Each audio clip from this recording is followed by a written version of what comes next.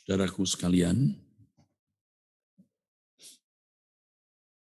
ini adalah puasa kita yang ke-27, hari ini 5 Maret, Saudara, 2022. Saudara,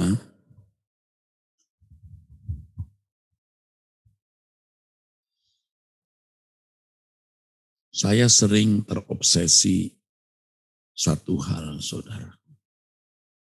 Dan ini mencengkeram jiwa saya dan saya ingin membagikannya kepada Saudara.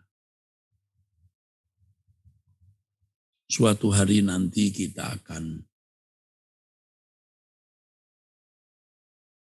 mengalami kedahsyatan kemuliaan Allah, yaitu ketika kita ada di dalam kerajaan surga atau di kekekalan, Saudara. Ya, ketika seseorang ada di kekekalannya, belum tentu ada di dalam kerajaan surga, Saudara. Kalau kita tentu ada di dalam kerajaan surga, kita yang setia, yang terus menjaga kesucian sampai Tuhan Yesus datang kembali dan tetap di dalam pelayanan. Tapi tidak semua orang ada di dalam kerajaan surga. Namun yang jelas setelah orang meninggal dunia menutup mata, ada di kekekalan itu akan mengerti betapa dahsyatnya Allah. Betapa dahsyatnya Allah. Kemuliaannya menggetarkan, Saudara. Dan mestinya kita sejak hidup di bumi sekarang ini, kita sudah bisa merasakan sebagian dari kedahsyatan itu. Mestinya kita harus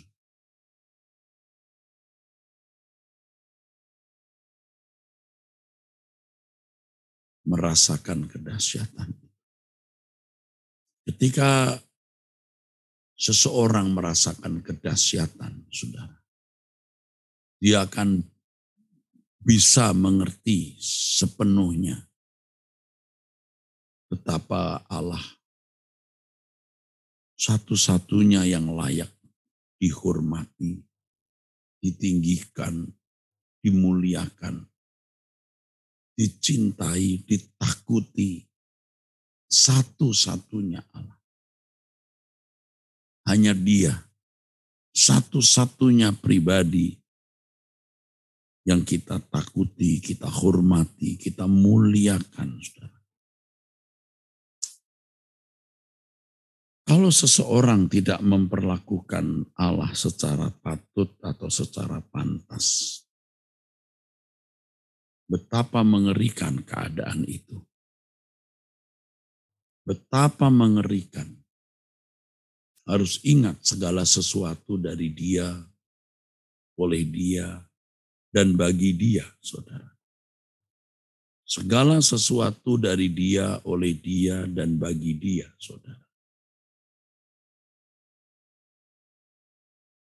Jadi Allah lah yang empunya langit dan bumi. Karena Allah yang menciptakan, Allah yang memiliki segala sesuatu. Dan hanya Dia yang layak disembah. Disembah itu artinya dipandang bernilai, tentu satu-satunya yang bernilai. Ya, disembah artinya dihormati, ditinggikan, ditunduki, dari kata proskuneo dalam bahasa Yunani, sakah dalam bahasa Ibrani. Oleh sebab itu, saudaraku, betapa berharganya kesempatan yang kita miliki hari ini. Kesempatan untuk terus membangun hati yang menghormati Allah. Hati yang takut akan Dia. Hati yang mengasihi Dia, hati yang memuliakan Dia. Dengan pantas, dengan tepat, saudara. Dan memang ini perlu proses pendewasaan terus sehingga kita bisa menghormati Tuhan secara pantas. Mengasihi Dia, memuliakan Dia, meninggikan Dia secara pantas. Memang, saudara. Atau saya ringkas dengan kalimat, memperlakukan Allah secara pantas. Betapa ini kesempatan yang berharga dan mahal. Mungkin bagi orang-orang muda belum tahu banyak. Jangankan memperlakukan Allah secara pantas.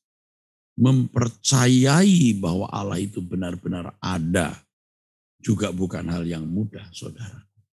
Di tengah-tengah dunia kita yang fasik, yang nihilistis, artinya tidak mempercayai Allah itu ada atau tidak merasa Allah itu perlu ada. Ya, bagi orang muda sulit, tetapi tetap orang-orang muda harus belajar mempercayai bahwa Allah itu ada. Bahwa Allah itu hidup, Allah itu nyata, saudaraku. Makanya pelayanan gereja harus disertai mujizat. Harus ada keajaiban. Harus ada hal-hal spektakuler, supranatural yang didemonstrasikan. Itu bukan tujuan memang. Tetapi kita melihat orang-orang sekarang ini hampir tidak percaya Allah itu ada. Walaupun beragama, walaupun mulutnya mengaku bertuhan, tapi perilakunya tidak menunjukkan Tuhan itu ada. Nah, kalau nanti meninggal dunia dengan sikap seperti ini, seakan-akan Tuhan tidak ada, bayangkan betapa mengerikan. Sebab orang-orang seperti ini pasti hidup ceroboh, sembrono, dan tidak memperlakukan Allah secara patut. Ini yang jadi beban berat kita. Beban berat saya, saudaraku, sebagai pelayan jemaat. Karenanya saudara harus mendoakan saya supaya Tuhan menjaga hidup saya dalam segala aspeknya dan memberikan karunia roh.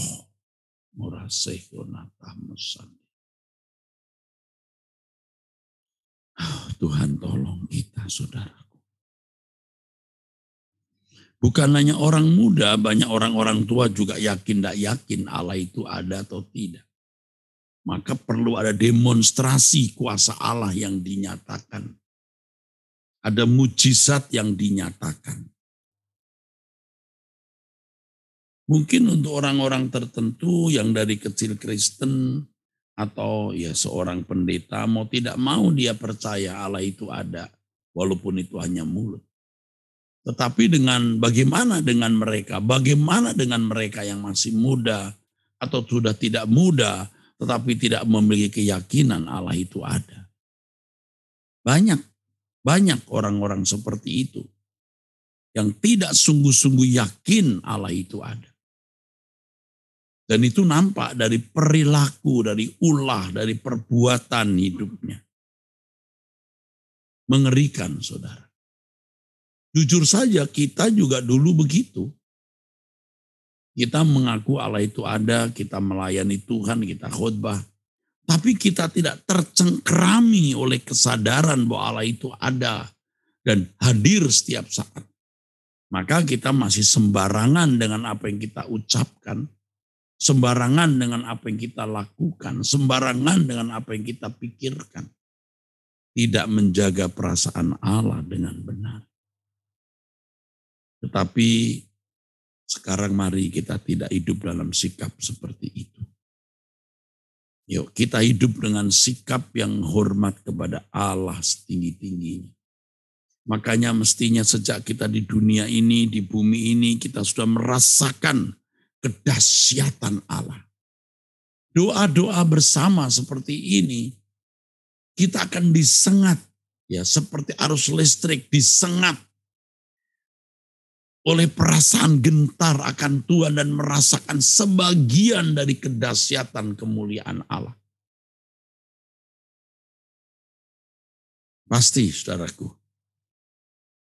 Pasti Tuhan akan memberikan kepada kita pengalaman-pengalaman seperti itu. Saudara banyak masalah, saya banyak masalah juga. Tapi jangan tenggelam dengan masalah-masalah hidup. Jangan tenggelam, Allah sangat kuat, berkuasa menolong kita. Kita sekarang yang harus belajar menolong diri kita sendiri dengan bertobat. Mencari wajah Allah, menghayati kehadiran Allah, memiliki kegentaran dan takut akan Allah secara patut, supaya kita bisa bersikap benar terhadap Allah setiap saat. Setiap waktu sehingga menjadi irama tetap hidup kita. Dan kalau kita meninggal dunia, kita berhadapan dengan Allah yang Maha Kudus, Maha Mulia. Kita tidak gemetar ketakutan, tapi kita takut dengan hormat. Takut dalam damai, karena kita sudah memperlakukan Allah secara pantas sejak kita di dunia. Jangan kita kehilangan kesempatan ini, saudaraku.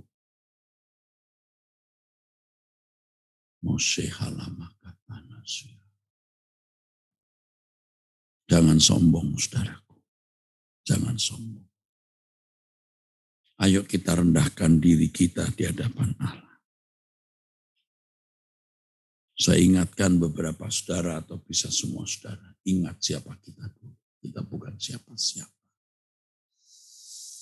Siapa kita? Kita bukan siapa-siapa. Kalau bukan Tuhan yang menolong, kita tidak seperti saat ini. Makanya kalau Tuhan memberkati kita menjadi seperti sekarang, jangan sombong. Rendahkan diri di hadapan Allah dan tetap rendahkan diri. Kita bukan siapa-siapa. Kalau kita meninggal dunia, apalagi. Kita ini bukan siapa-siapa. Jangan sombong. Banyak orang lupa diri, lupa siapa dirinya dulu. Termasuk saya, lupa siapa dulu saya. Tapi bersyukur Tuhan sadarkan kita, supaya kita tetap rendah hati. Ya, baik, ini pesan Tuhan untuk saudara pada kesempatan ini. Nanti sore, nanti malam 6:30 waktu Indonesia Barat, kita kembali berdoa. Mari kita berdoa. Terima kasih untuk kebenaran yang kami dengar dan kesempatan berdoa ini ya Bapa. Kami serahkan hidup kami dalam tangan-Mu, keluarga kami juga orang-orang yang kami kasihi Bapa. Dalam nama Tuhan Yesus Kristus.